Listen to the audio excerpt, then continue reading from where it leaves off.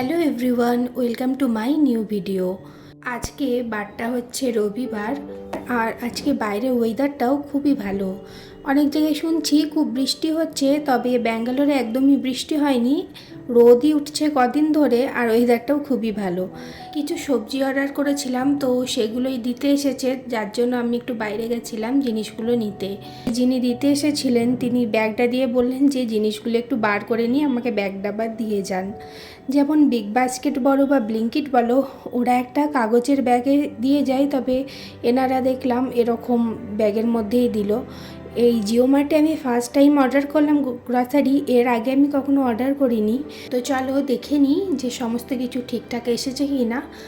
প্যাকেটগুলো এবার একে একে আমি খুলে নেবো। তো এই প্যাকেটটা খুলে দেখলাম এর মধ্যে এক প্যাকেট দুধ অর্ডার করেছিলাম, সেটা এসেছিল। আর তারপরে যে প্যাকেটটা খুললাম সেখানে ছিল বেগুন। এই বেগুনগুলো যেন মাত্র 9 টাকায় আমি পেয়েছি, একদম ছোট ছোট বেগুন, খুব কিউট দেখতে। আর তারপরে এই প্যাকেটটা খুলে নিলাম, এই প্যাকেটের মধ্যে ছিল টমেটো, বেশ কিছুটা টমেটো অর্ডার করেছিলাম। তবে ব্লিঙ্কিট বলো বা বিগ বাস্কেট বলো, সমস্ত কিছুর থেকে কিন্তু এই জিও মার্টের দামটা তুলনামূলক কম থাকে।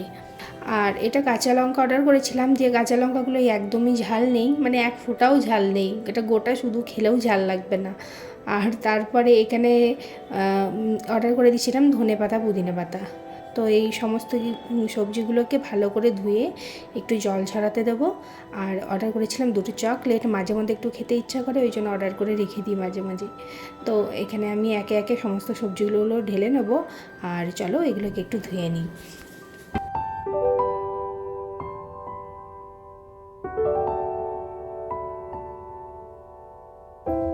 ধনেপাতা শিকড়গুলোকে একটা একটা করে কেটে ফেলে দেবো। এই শিকড়গুলোতেই সব থেকে বেশি নোংরা থাকে, কাদা কাদা হয়ে যায়, সেই জন্য আগে আমি শিকড়গুলোকে কেটে বাদ দিয়ে দিই।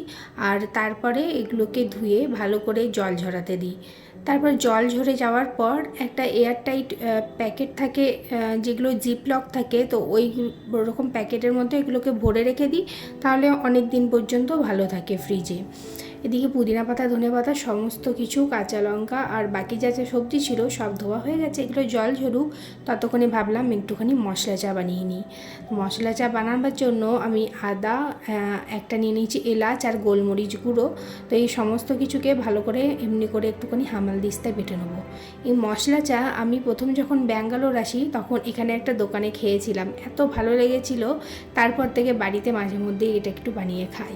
এদিকে সসপ্যানে 1 কাপ জল দিয়ে সেটাকে আমি ইন্ডাকশানে বসিয়ে দিয়েছি গরম হতে। যখন হালকা একটু গরম হয়ে যাবে, ওই যে বেটে রাখলাম যে মশলাটা সেটা দিয়ে দেবো, আর ওটা দিয়ে বেশ কিছুক্ষণ ফুটিয়ে তারপরে আমি দুধ দিয়ে দেবো। এখানে 1 কাপ আর হাফ কাপ মতন দুধ দিলাম, দুজনের জন্য বানাচ্ছি, তো এটাতেই হয়ে যাবে। এবার এটা ভালো করে ফুটে উঠুক, মানে বেশ কিছুক্ষণ ধরে এটাকে আমি ফুটিয়ে নেবো, যাতে ওই মশলা যে ফ্লেভারটা যাতে একটু ভালোভাবে দুধটার সাথে মিশে যায়, সেই জন্য একটু বেশিক্ষণ ধরে এটাকে ফুটিয়ে নিচ্ছি।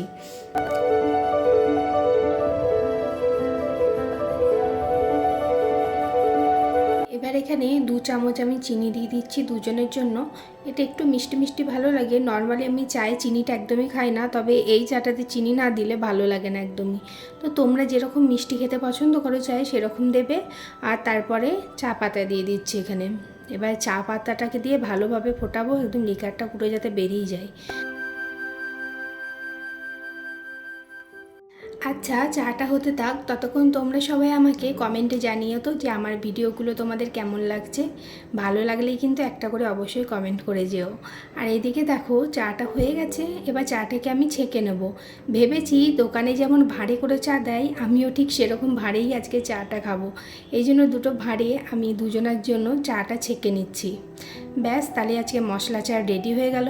এটা তোমরা বানিয়ে কিন্তু একদিন খেয়ে দেখতে পারো, খুব ভালো লাগে খেতে। আর ভিডিও ভালো লাগলে লাইক কমেন্ট শেয়ার করতে ভুলো না। আমার পেজে নতুন বন্ধু হলে পেজটাকে ফলো করে দিও।